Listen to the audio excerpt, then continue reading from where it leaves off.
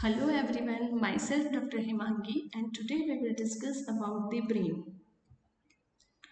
Brain is the most complex and important organ of our central nervous system. It controls all the voluntary and involuntary function of our body, including movement, thoughts, memory, emotions and homeostasis. अभी वो कहाँ पे होता है तो it is located with in the cranial cavity and protected by the skull meninges and cerebrospinal fluid. An adult human brain weighs 1.2 to 1.4 kilogram and is composed about 100 billion neurons. That means brain के अंदर around 100 billions neuron होते हैं. Now, parts of the brain.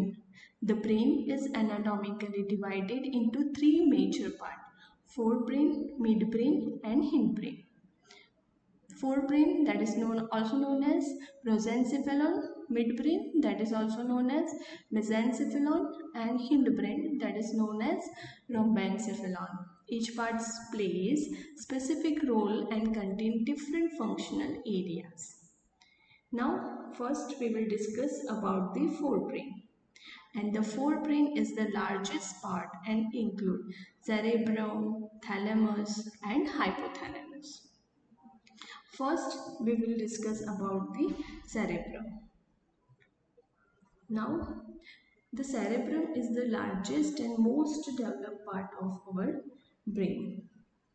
And it divides into two hemispheres, right hemisphere and left hemisphere, separated by the longitudinal fissures and connected by a bundle of nerve fibers called corpus callosum. मतलब वो separate होता है एक longitudinal fishers के through दोनों part है जो separate होते हैं लेकिन वो कनेक्टेड होते हैं. किससे कनेक्टेड होते हैं तो बंडल ऑफ नर्व फाइबर्स, बहुत सारी नर्व फाइबर्स का बंडल जिससे हम कॉर्पस कैलोसम से जानते हैं.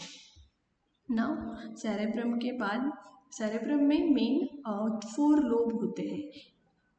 एंड कौन कौन से so frontal lobe, parietal lobe, temporal lobe, occipital lobe.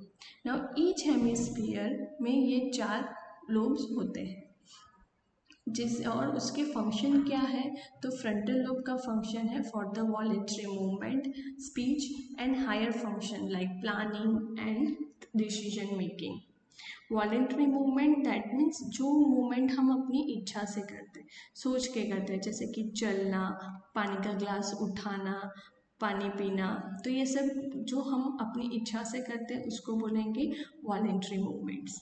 तो ये कौन कोऑर्डिनेट करता है तो ये फ्रंटल लोब के थ्रू होती है.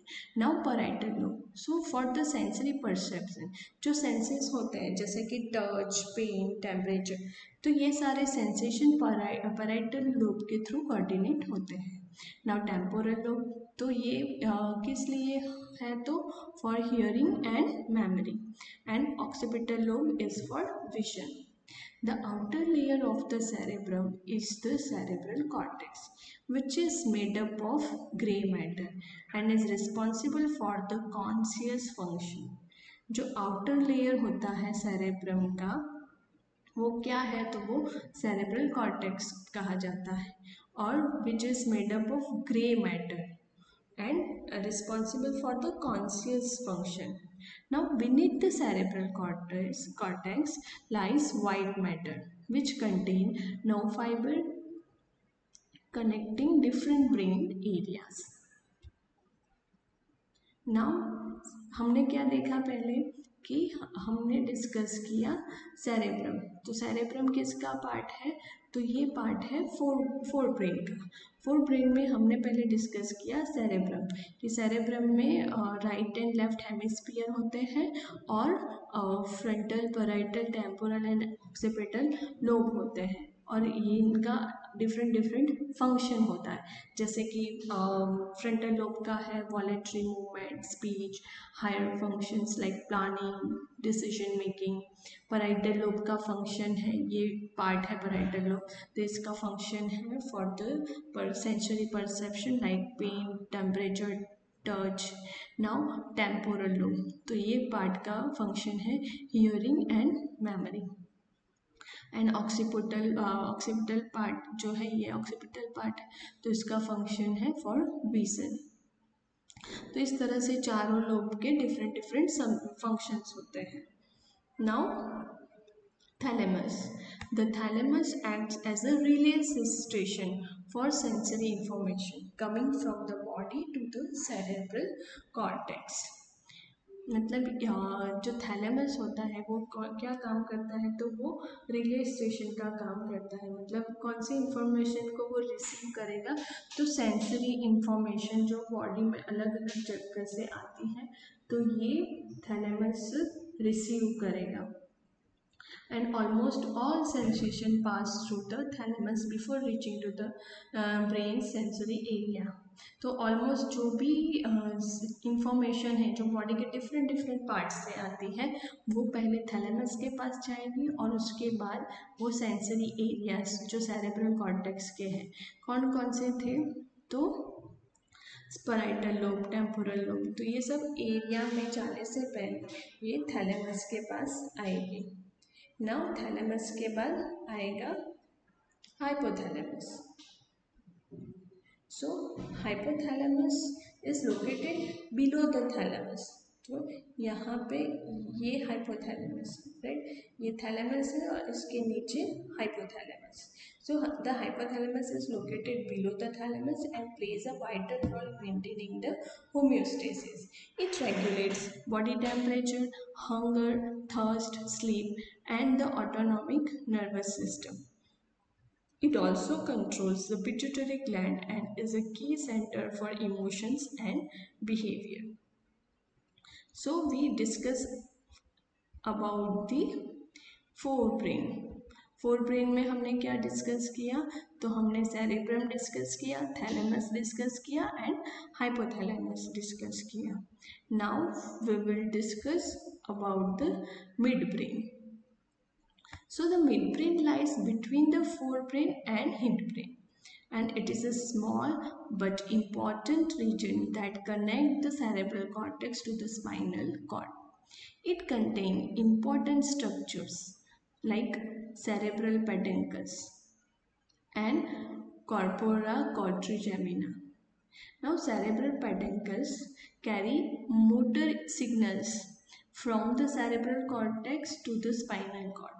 Now, cerebral peduncles जो है ये एरिया, इसका काम क्या है, तो मोटर इम्पल्सेस को कैरी करना, कहाँ से कहाँ, तो from the cortex to the spinal cortex से उसको स्पाइनल कॉर्ड तक ले जाना।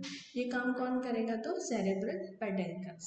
मोटर सिग्नल्स लाइक मूवमेंट के सिग्नल्स, जैसे कि कोई भी मसल का कॉन्ट्रैक्शन करवा के उसका मूवमेंट करवाना है, तो ये जो इम्पल्सेस हैं उसको हम क्या बोलेंगे, मोटर सिग्नल्स। तो ये मोटर सिग्नल्स सेरेब्रल पेडंकल्स है वो कैरी करता है, कहाँ से कहाँ ले जाता है, तो कॉर्टेक्स से स्पाइनल कॉर्ड तक। नाउ सेकेंड इम्पॉर्टेंट स्ट्रक्चर है इसमें कॉर्पोरा क्वाड्रिजेमिना, जिसमें क्या होता है, तो superior colliculi and inferior colliculi. Now superior colliculi is responsible for the visual reflexes and inferior colliculi is for auditory reflexes. मतलब जो सुपीरियर कॉलिक्यूलाई है वो किस पे काम करेगा, तो विजुअल रिफ्लेक्सेस, कि जैसे कि कुछ देखा हमने और उसके अकॉर्डिंग हमने कुछ एक्ट किया, कुछ रिफ्लेक्स आया, तो उसको हम विजुअल रिफ्लेक्स, जैसे कि कुछ आग लगी और हम वो देख के भागने लगे, तो हमको समझ में आया कि ये इमरजेंसी सिचुएशन है और हमें भागना है। ऑडिटरी रिफ्लेक्सेस, जैसे कि कुछ आवाज़ आई और हमने तुरंत उसकी तरफ देखा या कोई भी एक्शन लिया, तो that is auditory reflexes. Now, the midbrain is also the origin of certain cranial nerves and contains centers that helps to maintain muscle tone and posture. Now, कुछ cranial nerves का वो origin है और कुछ centres वहाँ पे होते हैं जिसके थ्रू मसल का tone and proper posture maintain रहता है। तो ये था मिड ब्रेन का function. Now last one is the hind brain. Now the hind brain में क्या आएगा, तो pons medulla, medulla oblongata and cerebellum, pons medulla oblongata and cerebellum. तो इसमें से पॉन्स, तो pons is a rounded structure about the medulla, मतलब medulla के ऊपर का rounded structure. It contains nuclei that relay the signal from the forebrain to the cerebellum and helps in regulate breathing, sleep and arousal. It also contains nuclei for some cranial nerves. तो ये जो Pond's है वो क्या है, तो it contains Nucleya, उसके पास nuclei होते हैं, जो क्या उसका काम क्या होता है, relay signals from the fore brain, fore brain से जो इम्पल्सेस आते हैं उसको सेरेबेलम तक पहुंचाने के लिए। और वो क्या रेगुलेट कर सकता है, तो breathing, sleep and arousal. It also contain nuclei for some cranial nerves. Now, second one is the medulla oblongata. So, the medulla is the lower part of the brain, this one, and continue as the spinal cord. Medulla continue करेगा spinal cord में, और it contains vital centers that control heart rate, respiration, blood pressure, coughing, sneezing, vomiting, and swallowing. Injury to the medulla is often fatal, मतलब कि अगर medulla में injury होता है तो उसमें लाइफ और डेथ का सिचुएशन आ जाता है due to its control of life sustaining function. क्यों, क्योंकि अगर यहाँ पे डैमेज होता है तो heart rate, respiration, blood pressure, जो कि लाइफ सस्टेनिंग फंक्शंस है उसमें इम्पेयरमेंट हो जाएगा। इस वजह से अगर मेड्यूला में इंजरी होती है तो वो बहुत ही ज़्यादा फेटल कंडीशन हो जाती है। Now cerebellum, so this part is known as the cerebellum.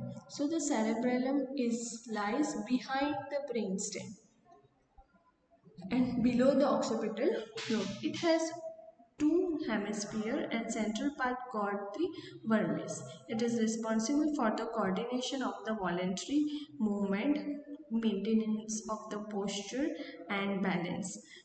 Damage to the cerebellum result in the ataxia. तो ataxia that means lack of coordination. मतलब जब भी हमको चलना होता है तो इसमें सारे कोई भी मसल का या कोई भी पार्ट का मूवमेंट करवाना है तो मसल्स में कोऑर्डिनेशन होना बहुत ज़रूरी है। तो ये कोऑर्डिनेशन, कोई मसल रिलैक्स होगा, कोई मसल कॉन्ट्रैक्ट होगा, तो ऐसे कॉम्बाइन इफेक्ट के थ्रू हम मूवमेंट कर पाते हैं। तो ये जो कोऑर्डिनेशन है जो ज़रूरी होता है पोस्चर के मेंटेन करने के लिए, खड़े रहने के लिए, बैठने के लिए, एक बैलेंस प्रोवाइड करने के लिए, तो ये सारा फंक्शन सेरेबेलम के थ्रू होता है। और अगर सेरेबेलम में इंजरी होता है तो उससे अटेक्सिया डेवलप, मतलब कोऑर्डिनेटेड मूवमेंट नहीं रहेगा, जिससे कहेंगे हम lack of coordination. So this is all about cerebellum. Now अभी हमने क्या क्या देखा, तो fore brain, mid brain and hind brain, तीन ब्रेन में जो भी इम्पॉर्टेंट पार्ट है ब्रेन के उसके बारे में डिस्कस किया। Now we will discuss about protective coverings and ventricles. The brain is covered by three main ages, dura mater, arachnoid mater and pia mater. Dura mater है जो आउटर लेयर है, arachnoid mater that is the middle layer, and pia mater, this is the delicate inner layer that touches the brain. Now we will discuss about the ventricles.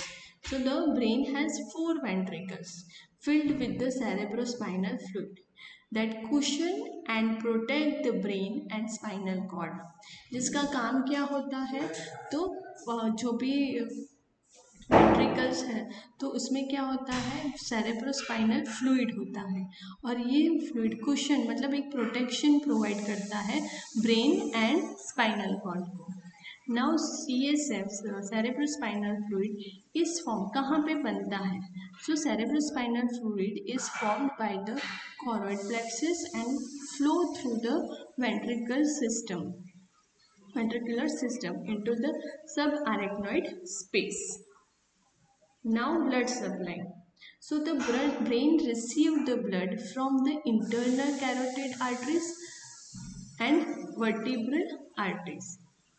This is the internal carotid artery and this is the vertebral artery. Now brain, this form the circle of Willis, a circulatory anastomosis that ensure the consistent blood supply.